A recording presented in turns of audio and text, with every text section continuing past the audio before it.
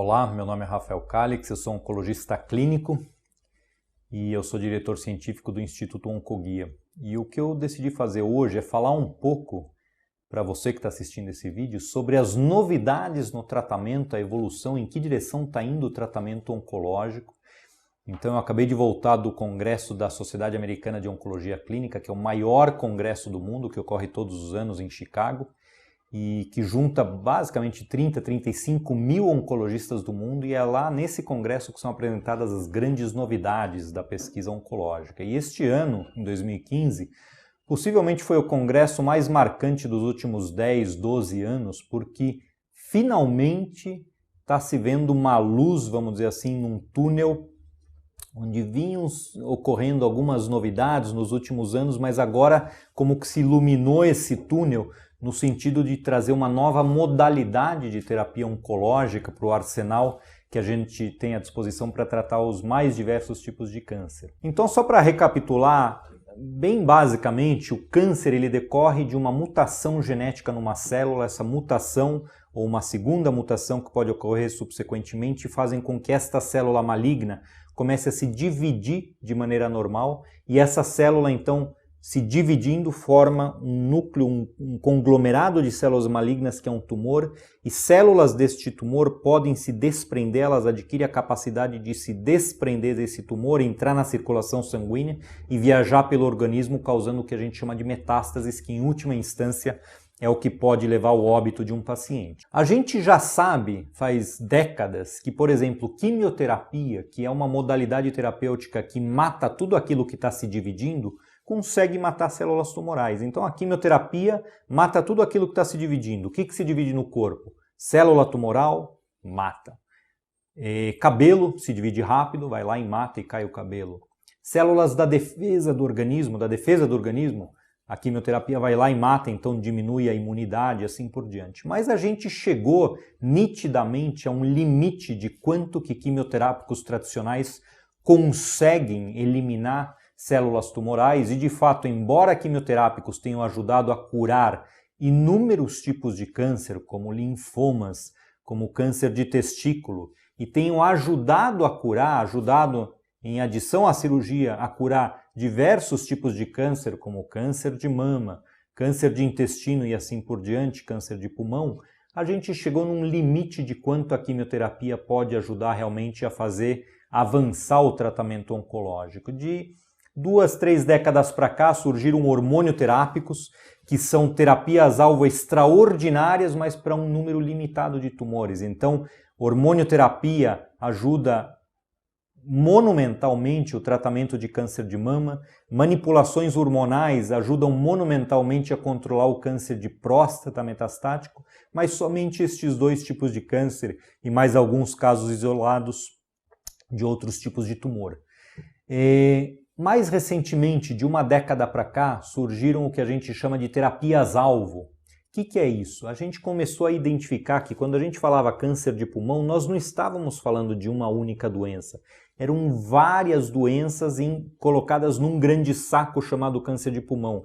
Mas dentro desse grande saco existiam casos onde as células malignas tinham, por exemplo, uma determinada mutação em um gene que fazia com que esta célula apresentasse na sua superfície uma determinada proteína que podia ser alvejada por uma terapia-alvo. Então começaram a surgir terapias-alvo para câncer de pulmão, para câncer de mama e assim por diante. Então, conforme a gente foi categorizando melhor os subtipos de cada tumor e identificando alvos específicos em cada um desses subtipos, a gente começou a desenvolver terapias-alvo para agora 3, 5% dos casos de câncer de pulmão, somente aqueles que contenham essa mutação sendo tratados com uma terapia-alvo e assim por diante. E embora isso tenha sido um avanço grande e continue avançando em termos de fragmentar grandes conjuntos de doença em subconjuntos de grupos pequenos de pacientes com uma mesma característica molecular ou característica genética do tumor, que vai ser alvejado por uma terapia, a gente não conseguiu, graças a isso ainda, proporcionar maior taxa de cura, maior controle de doença por um período muito prolongado para a grande maioria dos cânceres.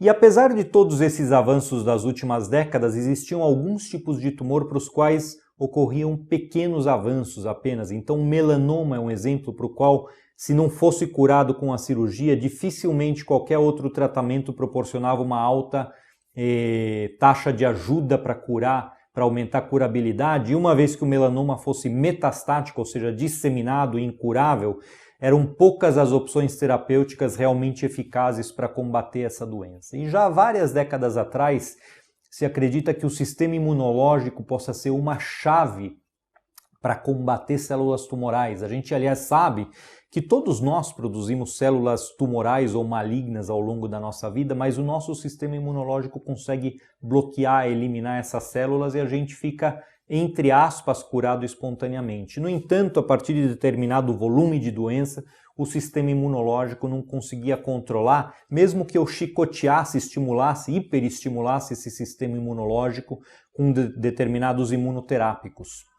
E o que se descobriu agora, nesta última década, e que está culminando agora finalmente com novas terapias, novas imunoterapias, é justamente o mecanismo pelo qual a célula maligna consegue impedir a célula imune, o linfócito que quer vir atacar aquela proteína ou aquela célula anormal tumoral, o mecanismo pela qual esta célula maligna consegue se proteger desse ataque dos linfócitos, das nossas células imunológicas.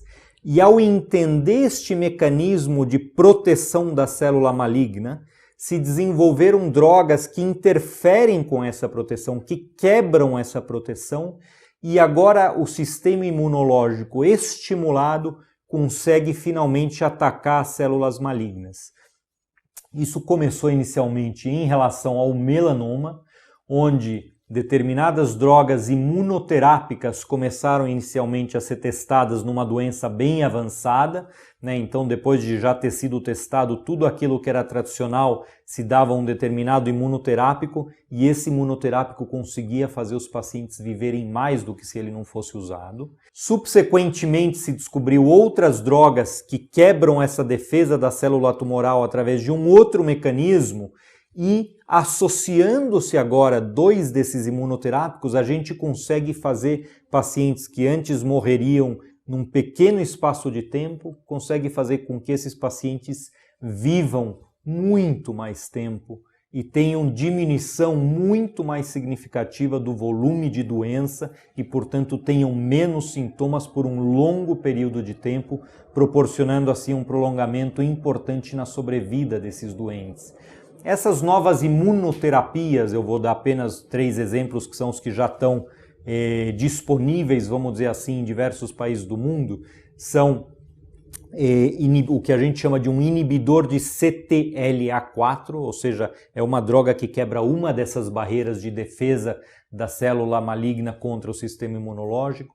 Outras moléculas são inibidores de PD1 ou inibidores de PDL1, que quebram outra barreira de defesa da célula maligna contra o ataque do sistema imunológico.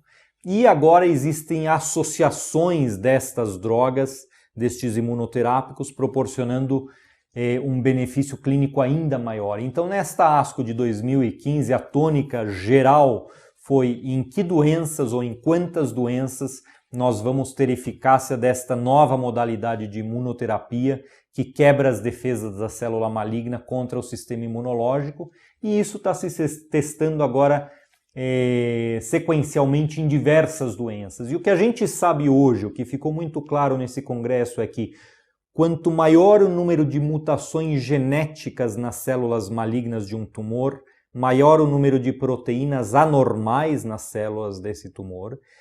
Quanto maior o número de proteínas anormais, mais instigado, mais hiperexcitado fica o sistema imunológico tentando atacar esse tumor. No entanto, a célula maligna, ao mesmo tempo, coloca uma barreira que se defende contra esse ataque, mas se eu quebro essa barreira, eu consigo permitir esse ataque das células imunes contra o tumor. Isso proporcionou um avanço imenso no tratamento do melanoma metastático. Se documentou agora um grande avanço no tratamento de câncer de pulmão do tipo não pequenas células, que também era uma doença para a qual não existiam imensos avanços em anos recentes e agora nós estamos tendo avanços, mas isso está se estendendo também para câncer de rim, câncer de bexiga e assim por diante. Então, em termos gerais, o que surge aqui? Surge uma nova modalidade de abordar tumores, assim como existe a quimioterapia, assim como existe a cirurgia, que continua sendo a principal modalidade terapêutica curativa para a maioria dos cânceres, assim como existe a hormonioterapia e assim como existem as terapias-alvo, existe agora todo um outro braço baseado numa ciência, numa grande ciência que compreende a interação entre o sistema imunológico e o câncer, chamada de imuno-oncologia. E na imuno-oncologia, as drogas são chamadas de imunoterapias, os imunoterápicos, que vão não só estimular o sistema imunológico, mas quebrar a barreira da célula tumoral contra esse sistema imunológico, o ataque do sistema imunológico. E isso constitui um avanço imenso. Agora a gente tem que tomar muito cuidado, sempre que a gente fala em novidades, a gente acha que, opa, agora já foi apresentado, amanhã isso vai estar disponível para o meu médico me administrar. Não funciona assim.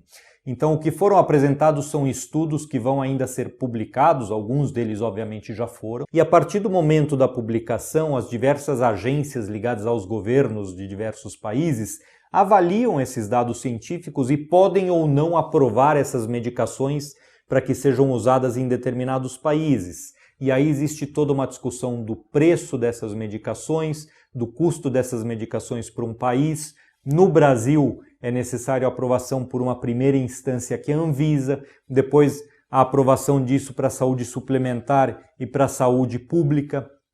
E isso pode demorar vários anos, às vezes, para que essas medicações sejam incorporadas e, obviamente, que limitações financeiras de cada país podem determinar a não aprovação ou a não inclusão, não oferecimento de uma determinada terapia imunológica nova num determinado país. Mas eu acho que vale a pena chamar atenção para essa, vamos dizer assim, essa fagulha aí de ânimo que foi acesa, esse ânimo que foi injetado na comunidade oncológica como um todo, porque a gente vislumbra resultados absolutamente excepcionais e fantásticos através da utilização de um novo braço de tratamento do câncer, que é a imunoterapia nessa grande área chamada de imuno-oncologia. E com isso eu queria deixar, em vez de ficar falando doença por doença, que novidades existiram, eu acho que essa é a grande novidade.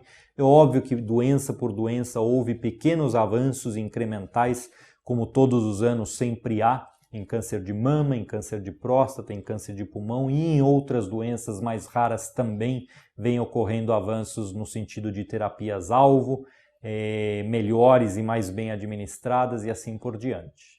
Muito obrigado.